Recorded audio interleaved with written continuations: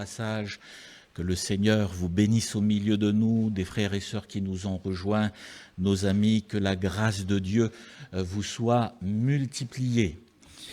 Nous avons reçu une petite carte, je ne sais pas pourquoi je dis petite, nous avons reçu une carte tout simplement. Nos meilleures pensées vers vous du port Leucate où nous profitons de nos vacances pour se promener et nous reposer. Que notre Seigneur d'amour vous bénisse, vous garde, recevez notre affectueuse pensée, Amra et Sonia. Voilà. Le thème de mon message ce matin, c'est l'Église et l'accueil. Et pour introduire ce thème, je vous propose une lecture dans Romains, au chapitre 15 et le verset 7.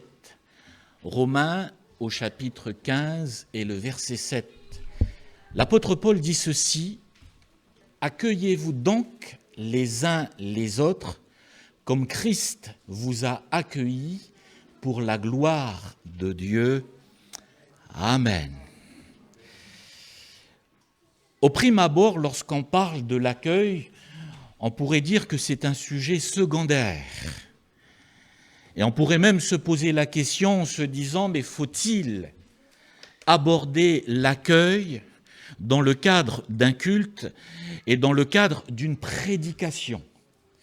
Mais notez que l'apôtre Paul ici donne une exhortation. Il nous encourage à nous accueillir les uns les autres. C'est ici une recommandation. Et il ne donne pas seulement une exhortation, une recommandation, il argumente. Il dit, mais comme Christ vous a accueillis. Parce que Christ vous a accueillis, vous devez, les uns et les autres, vous accueillir.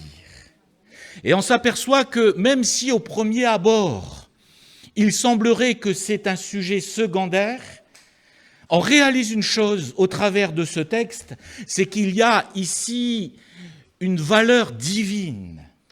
Et lorsqu'on parle de l'accueil, on parle aussi du ciel. On parle aussi du Seigneur. Comme Christ vous a accueillis. Matthieu au chapitre 11 et le verset 28. Jésus dit, « Venez à moi. Vous tous qui êtes fatigués et chargés, et je vous donnerai du repos. » Il y a une invitation, mais il y a cet accueil du Seigneur. Vous passez par des moments difficiles, vous êtes éprouvés, peut-être la nuit comme on l'entendait tout à l'heure, eh bien ça cogite et on n'arrive plus à dormir parce que nous sommes pris par bien des difficultés. Jésus dit ceci, « Venez à moi, vous tous qui êtes fatigués et chargés, et je vous donnerai du repos. » Jean chapitre 6 et le verset 37, Jésus dit, « Je ne mettrai point dehors celui qui vient à moi. » Le Seigneur est dans l'accueil. Je ne mettrai point dehors celui qui vient à moi. À un moment donné, ils vont être offusqués. L'Écriture nous dit ceci, que les pharisiens et les scribes, lorsqu'ils vont voir l'attitude de Jésus, ils vont être offusqués. Pourquoi ? Parce que Jésus est allé manger avec des publicains. Et l'Écriture nous dit ceci, qu'à leurs yeux, ils étaient considérés comme des gens de mauvaise vie.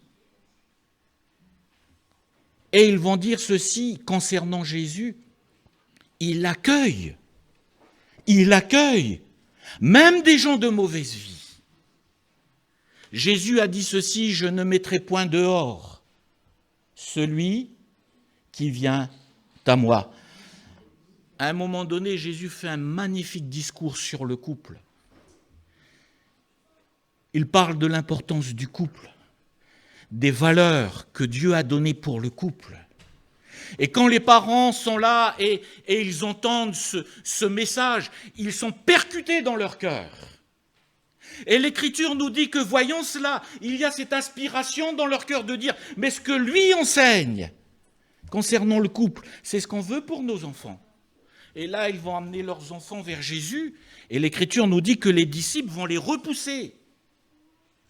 Et Jésus de dire « Laissez venir à moi les petits-enfants, et ne les empêchez pas, car le royaume de Dieu est pour ceux qui leur ressemblent. » Le message de l'Évangile, c'est un message d'accueil.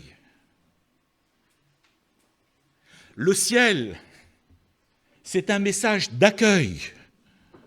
Jean chapitre 14 et le verset 1er, il est dit « Mais que votre cœur ne se trouble point.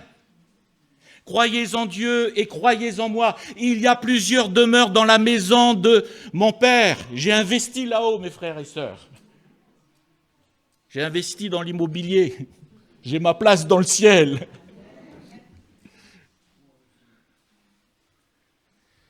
Et Jésus de dire « Je m'en vais au Père vous préparer une place. Et lorsque je m'en serai allé, je reviendrai, afin que là où je suis, vous y soyez aussi. » C'est l'accueil. Le Seigneur nous accueille, nous qui sommes étrangers aux choses d'en haut, nous qui étions loin du Seigneur, nous où la porte du ciel était fermée. Le Seigneur nous a accueillis. Et par Jésus, nous sommes et nous avons obtenu le salut de Dieu. Maintenant, notez une chose, c'est que si l'Écriture nous appelle les uns et les autres, l'Église de Jésus-Christ, à manifester l'accueil, à nous accueillir les uns et les autres, l'Écriture nous montre une chose, c'est que l'accueil a ses limites. Vous allez me dire, c'est bizarre. L'accueil a ses limites.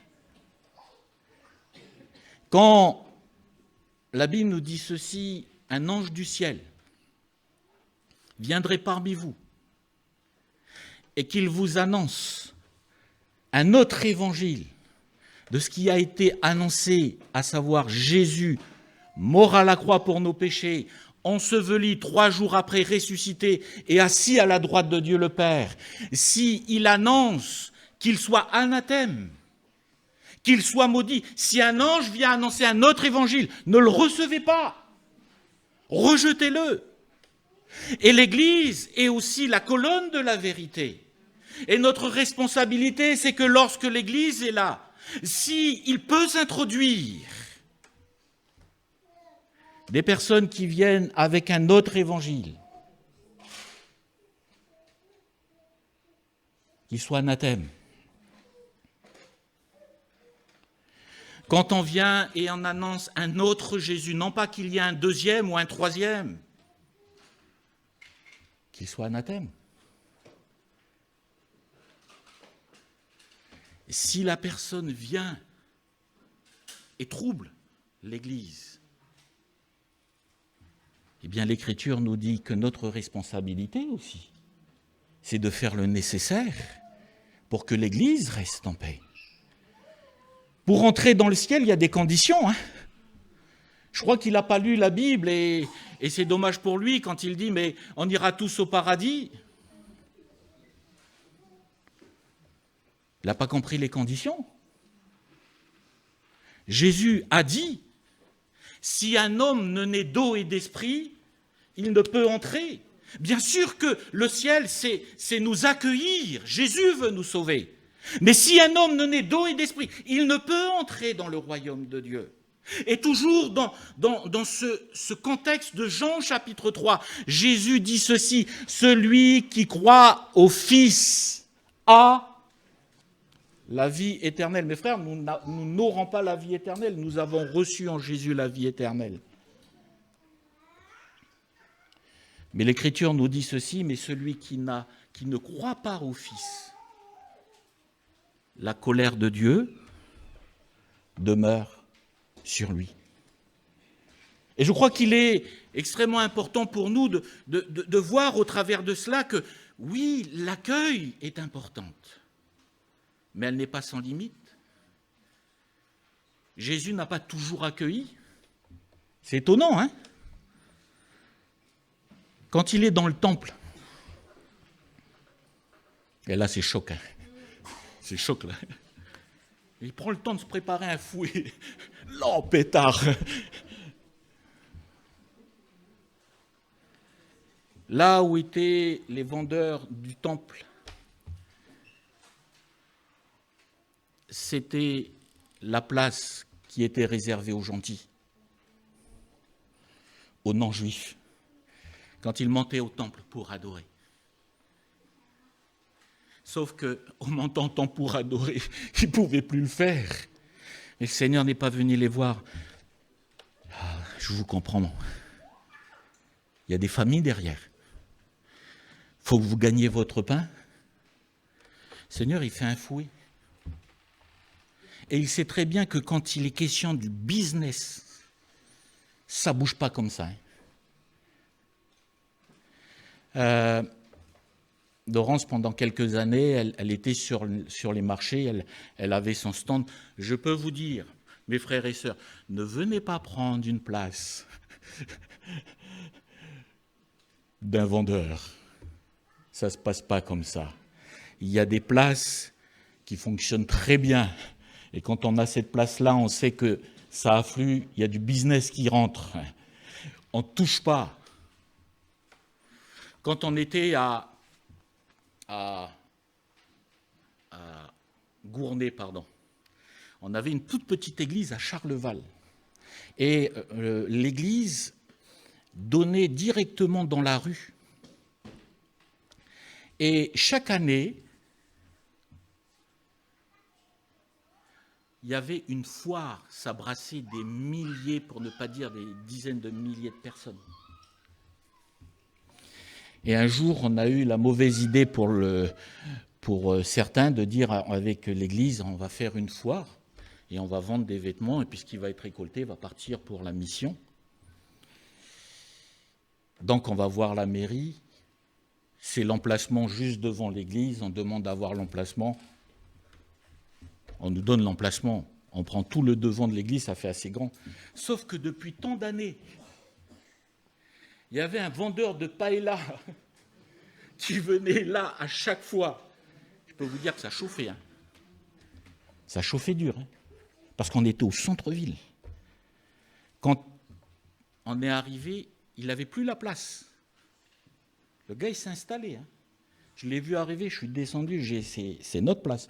Il dit non, c'est ma place. J'ai dit, vous rigolez ou quoi? La mairie nous a donné cette place. Et vous venez une fois par an, nous, on paye les impôts ici. Vous allez juste bouger. Mais ça a été difficile. Parce que business is business. Les vendeurs du temple n'allaient pas lâcher l'affaire. Hein. Jésus est obligé de renverser les tables pour leur dire, mais cette maison sera appelée une maison de prière. Mais Jésus ne les a pas accueillis. Il y a un moment donné une femme cananéenne. Cette femme vient, elle voit Jésus, elle crie « Fils de David, aie pitié de moi, parce que j'ai mon enfant qui est dans les grandes difficultés, aie pitié de moi. » Jésus, l'Écriture nous dit qu'elle ne la calcule pas. Il n'y a pas un mot qui sort de sa bouche. Le Seigneur continue, et elle est là, « Fils de David ». Les disciples disent « Seigneur, ce serait bien que tu la renvoies. » Et Jésus s'arrête et lui dit à cette femme, elle n'a même pas été accueillie. Et il va plus loin. Je suis venu premièrement pour les brebis perdues de la maison d'Israël. Ce n'est pas votre saison. Ce n'est pas votre temps. Là, je suis venu premièrement pour Israël. Et là, elle ne s'arrête pas là, elle se jette aux pieds du Seigneur. secours-moi. Et quand elle se jette aux pieds du Seigneur, le Seigneur, lui, pareil, toujours pas dans l'accueil. Excuse-moi, on ne prend pas le pain des enfants pour le donner aux petits chiens. Moi, on me dit un truc comme ça, je dis ok, c'est bon. Ciao. Ciao, bye. On ne donne pas. Et elle est là. Elle lâche toujours pas l'affaire. Pas un problème. Nous, moi, ce que je veux, c'est juste les miettes. Et là où elle n'est pas dans les conditions, elle passe au-delà et dit, je me place maintenant sur le terrain de la foi. Et là, il ne peut plus me dire non. Il dit, mais moi, je prends des miettes. Et là, elle dit, je suis sur le terrain de la foi. Là. Et là, le Seigneur dit, ok, c'est bon pour moi. Mais le Seigneur n'était pas dans l'accueil. Bien sûr, quand Jésus est mort, il va dire ensuite à ses disciples, allez, faites de toutes les nations. Maintenant, l'évangile, c'est aussi pour les non-juifs. Allez, faites de toutes les nations des disciples, les baptisant au nom du Père, du Fils et du Saint-Esprit. Et ils avaient du mal à comprendre, ils ont compris toutes les nations, c'est nos frères et sœurs juifs dans toutes les nations. Et il a fallu Corneille pour débloquer la mentalité. Mais une chose est certaine, c'est que l'Église doit être dans l'accueil. Même, bien sûr, s'il y a des limites par rapport à certaines situations, mais l'Église, elle doit être dans l'accueil. Et quand on parle de l'accueil, premièrement, la Bible nous dit ceci, accueillez-vous les uns les autres. C'est au niveau de nos réunions. Merci Seigneur pour l'équipe d'accueil. Merci Seigneur. Mais il est important pour nous d'accueillir des personnes qui viennent au milieu de nous. Ce n'est pas facile quand on change de région et quand il faut s'intégrer dans une autre église. Quand on était dans notre région, dans l'église où on était, eh bien, on avait des amis, on avait une église. Cette église, on la connaissait. On avait peut-être notre service dans cette église. On avait, notre fonctionnement. Et là, on arrive dans une église qu'on ne connaît pas. On arrive déjà dans la région, on ne connaît personne. Et on arrive dans une église qu'on ne connaît pas. Je parle en connaissance de cause. Merci Seigneur pour l'église de Thionville qui nous ont accueillis. Mais ce n'est pas évident. Alors imaginez qu'on arrive pour la première fois dans l'église et on n'est pas calculé. C'est pas simple, hein. Il faut se refaire. On passe, on salue. Ça va mon frère? Ouais, ça va ma soeur? Ouais, et puis là, on est là. Même pas calculé. Je suis quoi? Bonjour, ça va, Dieu te bénisse. Et puis là, je suis là. Même pas en rêve. C'est pas évident. Quand des personnes qui ne connaissent pas l'Église, qui ne connaissent pas, et ils découvrent, alors imaginez, on déploie toutes sortes de moyens pour évangéliser. C'est dur d'évangéliser. Merci Seigneur pour nos frères et sœurs qui vont dans la rue. Ils évangélisent. Mais combien de râteaux ils se prennent? Et il y a un moment donné, ils arrivent à parler du Seigneur. Et la personne dit, oui, je vais venir dans ton église. Mais c'est la première fois. C'est pas évident. Elle arrive, personne ne la calcule. Alors, on prie le Seigneur. Seigneur, touche les âmes. Seigneur, touche leur cœur. Permets qu'ils passent de la mort à la vie. Et Seigneur, permets qu'ils viennent dans ta maison. On les amène dans la maison du Seigneur. Et quand ils sont là, ça va mon frère, machin, même pas encadré. Pas évident. Parce que quand on vient avec des a priori. Si je dois aller dans une mosquée, je ne sais pas comment me comporter. Est-ce qu'il faut que j'enlève mes chaussures? Est-ce que je peux rentrer avec mes chaussures? Comment faire? C'est la première fois. Si je vais dans une synagogue, qu'est-ce qu'il faut? Est-ce que je dois mettre une kippa? Autrement, je vais peut-être outrager ceux qui me reçoivent. Je ne sais pas comment faire. Ce n'est pas toujours évident, c'est la première fois. Et des fois, on voit des personnes arriver, mais on ne se pose pas la question. Et non seulement, ce n'est pas évident pour eux, mais il y a aussi des a priori. Il y a aussi des fausses croyances. Je faisais une préparation au baptême à Évreux. Première leçon, deuxième leçon. Je ne sais plus si c'est la deuxième ou troisième. La personne vient me voir et je vois bien que... Alors, à un moment donné, je dis, mais il y a quelque chose qui ne va pas. Elle me dit, mais concernant le baptême, c'est un baptême d'eau, oui, un baptême par immersion. Elle me dit, oui, mais on est baptisé comment? Alors, je lui explique. Et elle me dit, non, parce qu'on m'a dit que vous baptisez nu. On ne me l'avait jamais sorti, ça. Première fois que j'entends ça. On baptisait tout nu. Non, mais ça existe, hein. On va dire ça de nous, quoi. Mais pardon. Pardon. Et les personnes viennent avec des a priori, parfois. Et c'est pour cela que l'accueil est important. Accueillez-vous les uns les autres. Il y a une église qui a mis ça en place. Bon, ils sont 27 000 personnes. J'allais dire, ça se comprend un petit peu. Ils ont fait un contrat dans l'église. Enfin, un contrat, c'est peut-être pas un contrat, mais voilà, ils se sont engagés, on va dire les choses de cette manière, ils se sont engagés à consacrer les 5 premières minutes à saluer les frères et sœurs qui ne connaissent pas et les nouvelles personnes. C'est-à-dire que quand l'office est terminé, les frères et sœurs ne vont pas vers ceux qui les connaissent. Ils vont vers les personnes qui ne connaissent pas. Ah, ce frère-là, ça fait des semaines qu'il vient, je ne le connais pas. Bonjour, je me présente. C'est une nouvelle personne, je vais aller. Pour permettre l'accueil. Je trouve que c'est pas mal. C'est pas mal. Mais on a besoin de cela.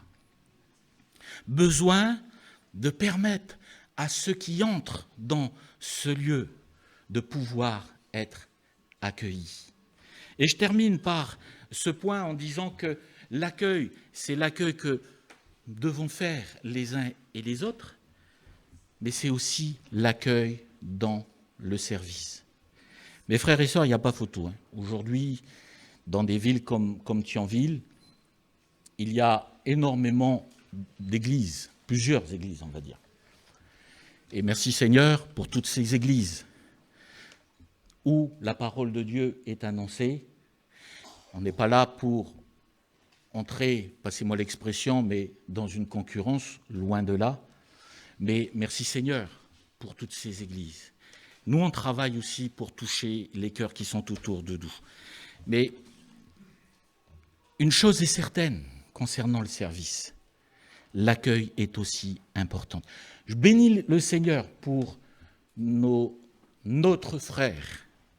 Peut-être bientôt, je vais pouvoir dire nos frères, mais pour l'instant, c'est notre frère et nos sœurs qui s'occupent des enfants.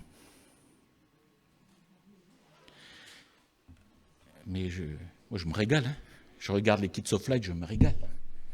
Je vois, dès qu'ils rentrent dans un projet, ça déroule. Hein. Ils abordent quelque chose. Allez, les monitrices et le moniteur, ça déroule, ça fonce. Ils s'occupent des enfants. Merci Seigneur. Mais mes frères et sœurs, ce n'est pas étonnant que ça commence à devenir petit concernant l'école du dimanche, ou le culte des enfants. David disait qu'il y avait une personne qui était venue, 4 enfants, ils vont s'intégrer à l'église.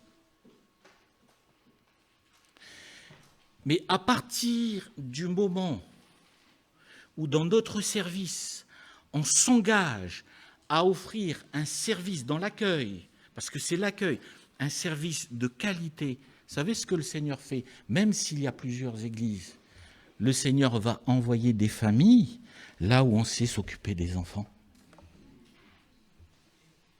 Pourquoi on va envoyer à 9 bis rue des Balanciers si on néglige nos enfants? si on ne pense pas aux enfants. Mais à partir du moment où il y a cette notion de dire, mais les enfants, ce n'est pas l'Église de demain, c'est l'Église d'aujourd'hui, les enfants font partie intégrante de l'Église. À partir du moment où on travaille dans ce sens, le Seigneur n'a pas de souci pour envoyer des familles. Et ce n'est pas étonnant que petit à petit, l'école du dimanche commence à devenir petit. Et merci Seigneur, en discuter avec Gaëtan et Jacqueline et Nico. On se dit, mais on commence à venir dans une problématique à l'heure d'aujourd'hui. C'est qu'il y a la garderie, mais il y a aussi la nurserie. On fait comment pour la nurserie? On n'a pas de nurserie. Pour permettre, parce qu'on a des sœurs qui, et merci Seigneur, vont bientôt avoir des enfants, certaines ont déjà eu des enfants, et c'est important de les accueillir aussi. Il y a la garderie pour les enfants, il y a une nurserie. Mais quand j'entends mes frères et sœurs qui sont dans cette problématique-là, de réflexion, de dire comment on va faire pour accueillir les personnes, je me dis, à partir du moment où on est dans cette perspective, le Seigneur bénit aussi dans ce sens. Merci Seigneur pour les jeunes qui sont là, mais ce n'est pas étonnant avec les responsables des jeunes et les responsables des jeunes actifs qui s'occupent de nos jeunes. Et nous devons, mes frères et sœurs, concernant l'accueil, toujours dans tout ce que nous faisons pour le Seigneur, nous avons besoin d'exceller dans le service et avoir toujours cette réflexion, de façon que les personnes se sentent accueillies, de façon que quand les familles viennent dans notre église, ils se disent « mais ma place, elle est là et elle n'est pas ailleurs. Je vais trouver des frères et sœurs, je vais trouver des amis, je vais trouver des frères et sœurs avec qui je vais pouvoir servir le Seigneur ensemble. Et je suis content de venir dans la maison du Seigneur. »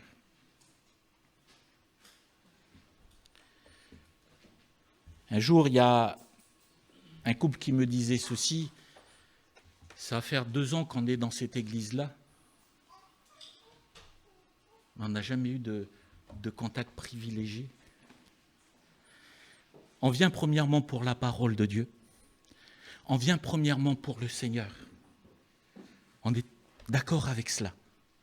Mais on a besoin à un moment donné de dire, mais je suis content d'aller à l'église. Parce que je rencontre aussi des frères et sœurs et des amis. Quand on grandit à l'église, on a l'impression que, enfin du moins l'éducation que mes parents m'ont donnée, j'avais l'impression que c'était une vie d'interdit, qu'on m'empêchait de vivre en fin de compte. Enfin c'est faux, mais on a l'impression qu'on n'a pas le droit de faire ça, qu'on n'a pas le droit de faire ceci, qu'on a le droit... À un moment donné, je dis, mais mince, nous, on n'a pas la communion. Quand on est enfant, on ne fait pas de communion. Je voyais mes cousins faire la communion, et puis au bout de chaque communion, ils repartaient avec une enveloppe, avec plein de cadeaux, d'argent. Mais nous, dans notre église, on n'a pas ça. Je ne vais pas dire que c'est nul, mais j'avais l'impression d'étouffer. Mais Dieu merci. Heureusement que dans l'église, j'avais quand même des copains.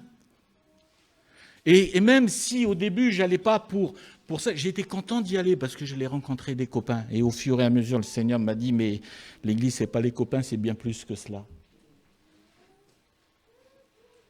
Mes frères et sœurs, la Bible nous dit ceci, accueillez-vous donc les uns les autres comme Christ vous a accueillis pour la gloire de Dieu.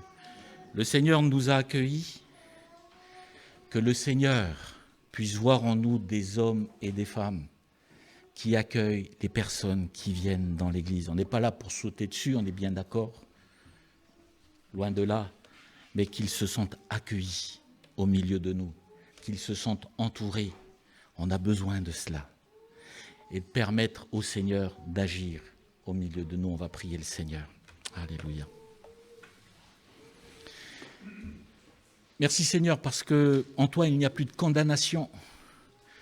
Seigneur, tu n'as pas regardé à nos péchés, à nos iniquités, Mais Seigneur, tu es venu vers nous et tu nous as attirés à toi avec des cordages d'amour et des liens d'humanité. Seigneur, nous bénissons ton nom.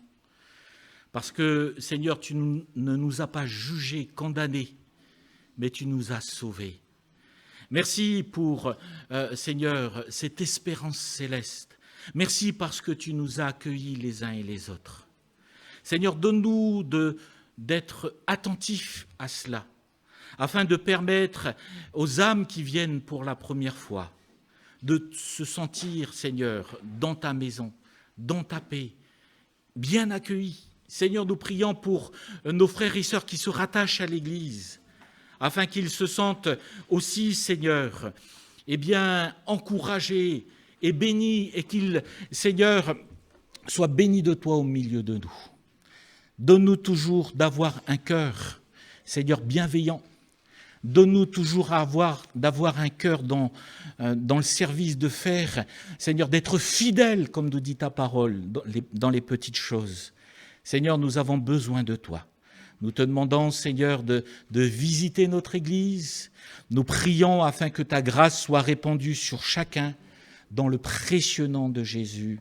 Amen. Amen.